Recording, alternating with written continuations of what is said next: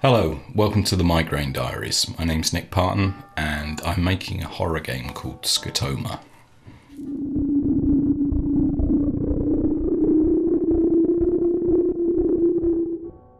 Well, I already told you that, but I'll expand a bit. I've been in and around the gaming industry for well over a decade. I spent 4 years as an artist at a company called IOMO and also Finblade.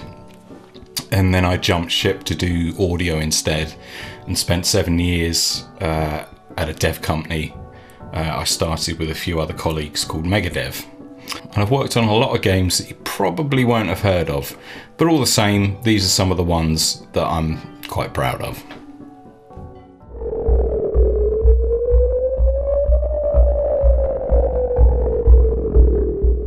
Well, this is supposed to be a week-to-week diary of me attempting to make my indie game a reality, pretty much from first principles.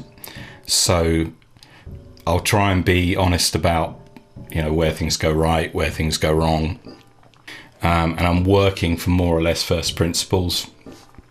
I did do some design on supplementary design on the Megadev games, so I feel like I've got a decent handle on what might make a good experience. And yeah, it's a horror game. Goodness knows the market needs more of those, but I'm hopefully going to be doing something a little bit different. As I said, it's called Scotoma, and the logo should be somewhere there. The main influences are going to be Silent Hill, which I love with all my heart, and also a 90s artist, British artist called Aphex Twin, and the video artist he worked with called Chris Cunningham, because I just stumbled across a particular video one night called Come to Daddy, and it blew my fucking mind. So that, as well as other aspects of things they've done, such as the Rubber Johnny short film and the accompanying art book, which also left a huge impression on me.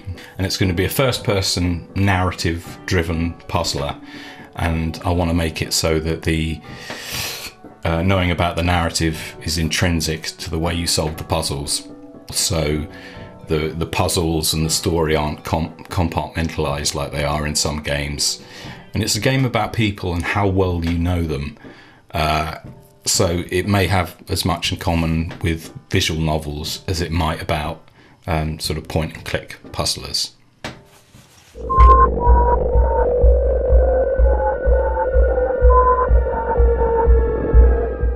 Well, that's a reasonable question. As far as I can see, the visual and sonic treatment that I've got in mind hasn't been done before.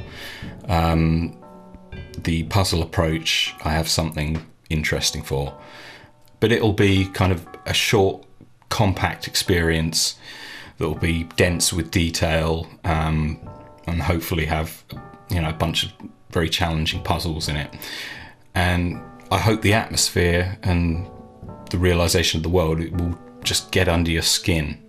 I mean, obviously I believe in the idea, but I'm doing a lot of things for the first time, so this may well be an object lesson in how not to do it. I don't know yet, but I hope to be as open about my mistakes as my successes, so maybe other developers out there might learn from them. I mean, whatever the case, you're probably going to see me lose my mind over the next year or so, so I hope you'll at least join me for that.